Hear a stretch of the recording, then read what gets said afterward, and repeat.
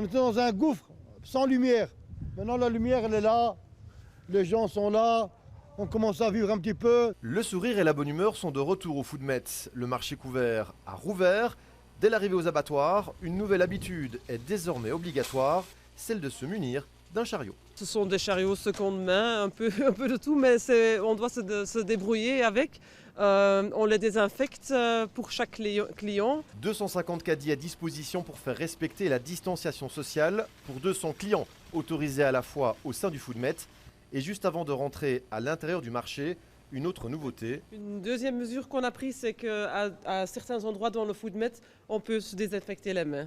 D'autres aménagements ont été réalisés, dont un système de traçage et de marquage au sol, à charge des commerçants devant leur comptoir de faire respecter les distances de sécurité. On essaye d'arranger un peu tout pour que les gens restent bien à 1,50 m et qu'ils se mettent bien dans les carrés et qu'ils suivent bien les lignes à terre. C'est une contrainte, mais avec les problèmes qu'il y a maintenant, on doit être content qu'on peut ouvrir, vous voyez.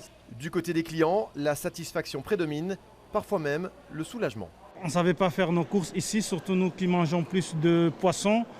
Quand c'était fermé, c'était pas vraiment bon pour nous. Je suis très contente pour la mesure de sécurité et pour éviter de contact. Plus ou moins.